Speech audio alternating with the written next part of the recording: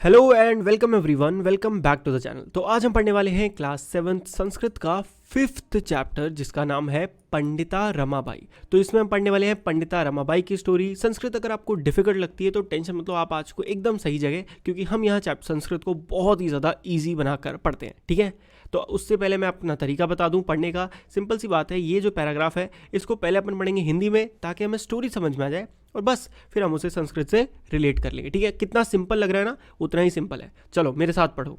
स्त्री शिक्षा में अग्रणी पंडिता रमाबाई ने सन 1858 ईस्वी में जन्म लिया। यानी कि पंडिता रमाबाई का जन्म कब हुआ? 1858 में।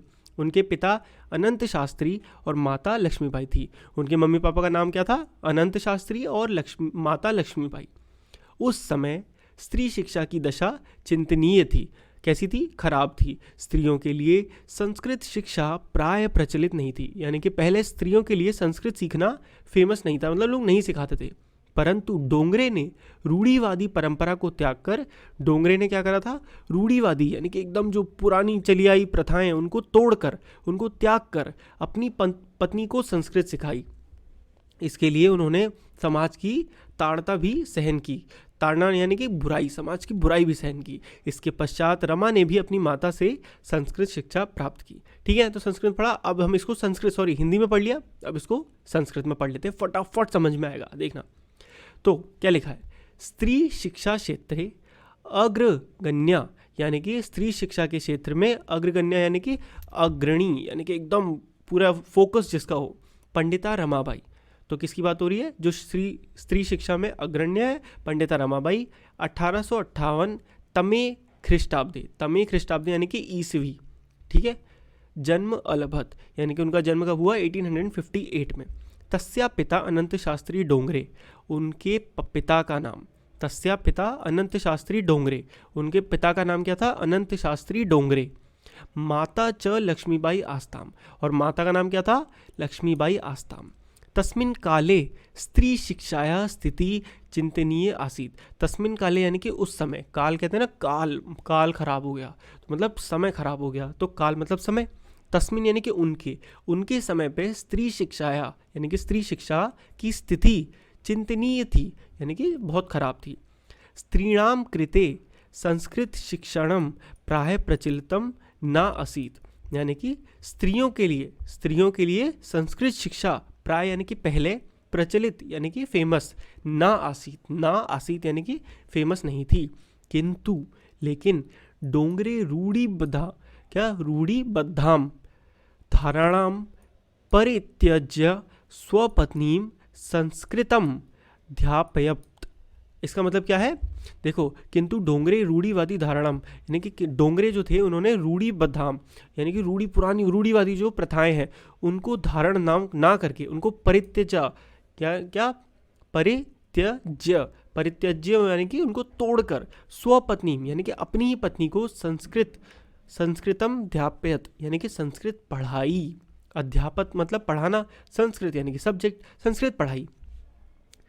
एतदर्थम सह समाजस्य प्रतारणम अपि, एतदर्थ मतलब इस चीज़ के लिए, सह उन्हें, समाजस्य यानी समाज की, प्रतारणम यानी कि प्रतारणा यानी कि बुराई भी सहनी पड़ी, असहत यानी कि सहनी पड़ी।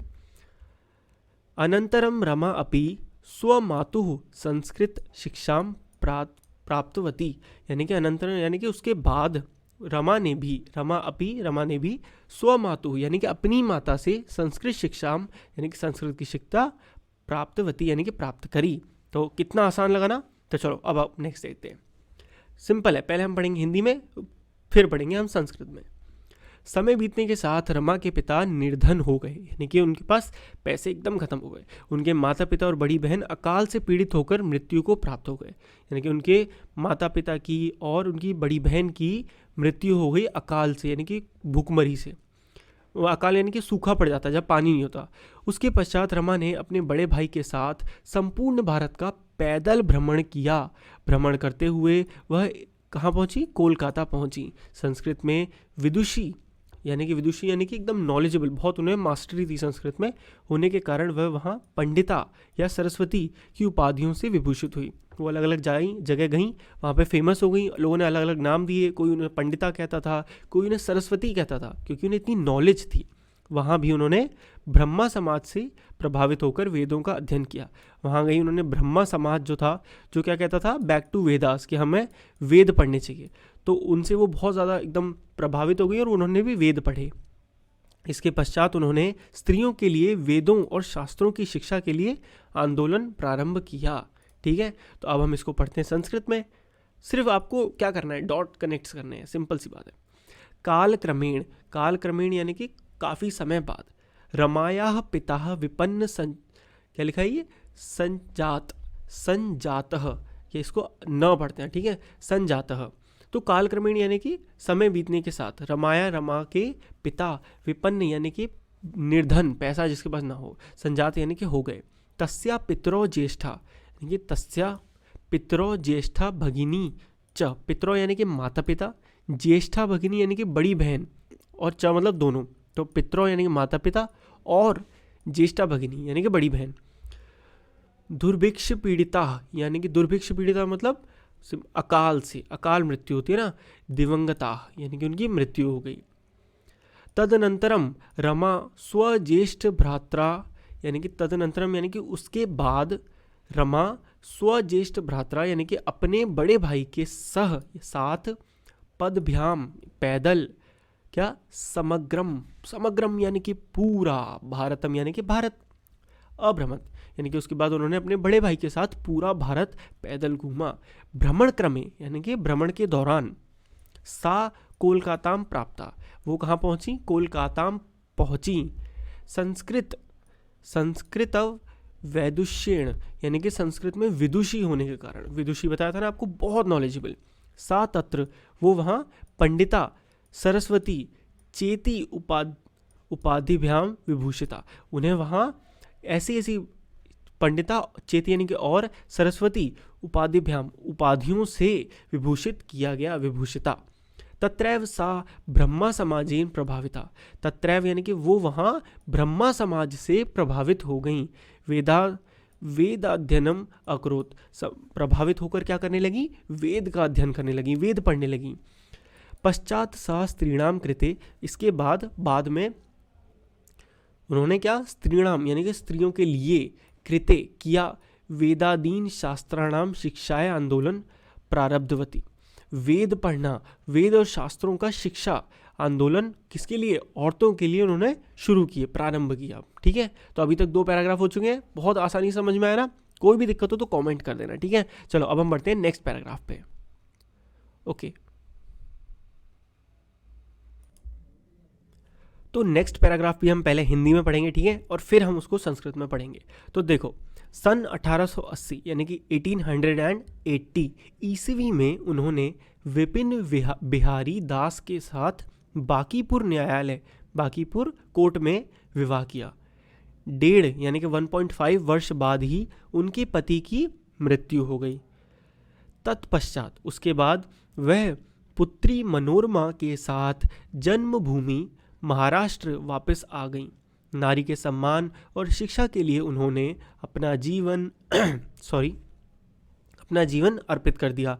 हंटर शिक्षा आयोग के सामने उन्होंने नारी शिक्षा के विषय में अपना मत प्रस्तुत भी किया, मतलब उन्होंने हंटर कमीशन के सामने भी नारी उसके लिए वो किया था प्रस्तुत। वह उच्च शिक्षा के लिए इंग्लैंड गई, उसके बाद वो कहाँ चली गई, इंग्लैंड चली गई फॉर हायर एजुकेशन। वहाँ ईसाई धर्म के स्त्री के विषय में उत्तम विचारों से प्रभावित हुई। वहाँ क्या हुआ, उन्होंने देखा ईसाई मतलब जो क्रिश्चियन लेडीज़ हैं वो काफ़ी मॉडर्न है हमारे यहाँ से, जिनको देख के वो काफ़ी प्रभावित हुई। तो चलो अब बस इसको संस्कृत में रिलेट कर लो। 1880 तमे ख्रीष्टाब्दे, इसका मतलब क्या था, ईसा, बताया पहले ही बता चुका हूँ आपको, ईसवी। सा विपिन बिहारी दासेन सह बांकीपुर न्यायालय विवाहम, यानी सा यानी कि उस समय विपिन बिहारी दास के साथ, सेन मतलब साथ, बांकीपुर न्यायालय में विवाहम अकरोत, विवाह कर लिया। अब देखो यहाँ से सार्धैक वर्षात यानी अनंतरम तस्या पति दिवंगतम। सिंपल सी बात है, 1.5 साल, सिर्फ 1.5 साल में उनके जो हस्बैंड थे उनकी मृत्यु हो गई। तदनंतरम, उसके तत्पश्चात, उसके बाद, सा पुत्रया, वो अपनी बेटी मनोरमा सह के साथ जन्मभूमि महाराष्ट्रम प्रत्यागछत, यानी कि जन्मभूमि जहाँ वो पैदा हुई थी वहाँ पर महाराष्ट्र में वापस आ गई। नारीणाम सम्मानाय, नारियों के सम्मान के लिए, शिक्षाय च, शिक्षा और सम्मान, सा स्वीकयम जीवनम अर्पितवती, उन्होंने नारी के सम्मान और शिक्षा के लिए अपना स्वकीयम यानी कि अपना पूरा जीवन क्या कर दिया, अर्पित कर दिया।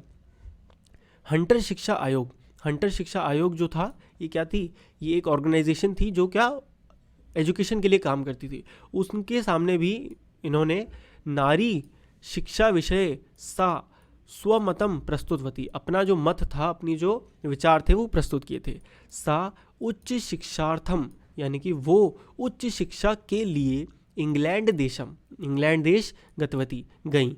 तत्र ईसा धर्मस्य, यानी कि ईसा का जो धर्म है, स्त्री विषय कह, यानी कि स्त्री के विषय में, उत्तरम विचार है, उत्तर विचार यानी कि बहुत अच्छे थॉट्स, प्रभाविता जाता, उनको उनके जो बहुत अच्छे थॉट्स थे वहाँ की स्त्रियों के, उनसे वो बहुत प्रभावित हुई।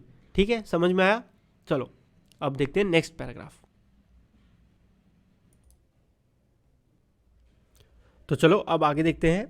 इंग्लैंड देशात रमाबाई सॉरी, हम तो गलत पढ़ने लग गए। हमें पहले क्या पढ़ना था, हमें पहले हिंदी में पढ़ना था, फिर हम संस्कृत पे आते हैं। ठीक है, तो याद दिला दिया करो भैया को बीच बीच में। चलो, तो सरलार्थ, इंग्लैंड से रमाबाई अमेरिका गई। इंग्लैंड थी पहले वो, फिर वहाँ से कहाँ गई, अमेरिका। वहाँ भारत की विधवा स्त्रियों के लिए धन इकट्ठा किया, यानी कि इंडियंस वहाँ पे जो लेडीज़ थीं जिनके हस्बैंड की डेथ हो गई थी और वो वहाँ परेशान थीं, बेचारी अकेले रह गई थी, उनके हेल्प करने के लिए वहाँ उन्होंने क्या किया, डोनेशन किया। भारत आकर मुंबई नगर में उन्होंने शारदा सदन स्थापित किया। वापस वो इंडिया आई और उन्होंने मुंबई में शारदा सदन नाम की एक जगह को स्थापित किया, एक आश्रम बनाया। इस आश्रम में क्या होता था, निस्सहाय स्त्रियां रहती थीं।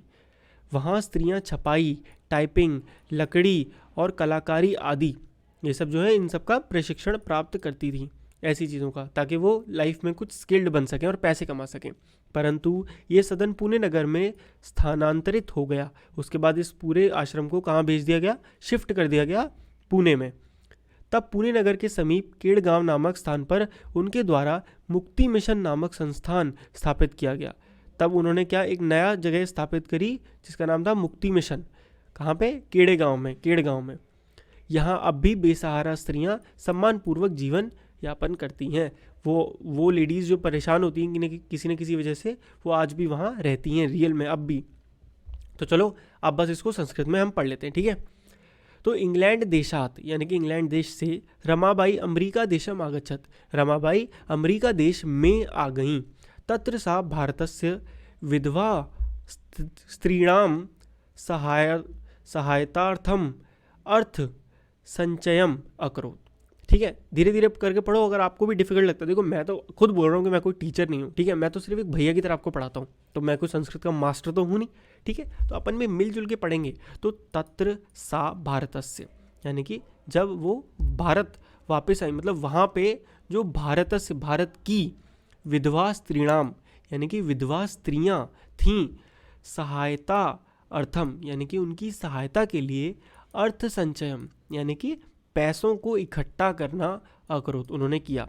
तो वहाँ पे औरतों की मदद करने के लिए पैसों का उन्होंने इकट्ठा किया। भारतम प्रत्यागत्य मुंबई नगरे सा शारदा सदनम अस्थापयत। भारतम प्रत्यागत्य यानी कि भारत वापस आकर, मुंबई नगरे सा यानी कि मुंबई नगर में, शारदा सदन नाम का क्या उन्होंने करा, स्थापित करा एक आश्रम। अस्मिन् आश्रमे निस्सहाय स्त्रिय निवसन्ति स्म। अस्मिन् आश्रमे, इस आश्रम में निस्सहाय स्त्रियां रहती हैं। तत्र स्त्रियः मुद्रण, टंकण, काष्ठकलादीनाश्च और प्रशिक्षणमपि लभन्ते स्म।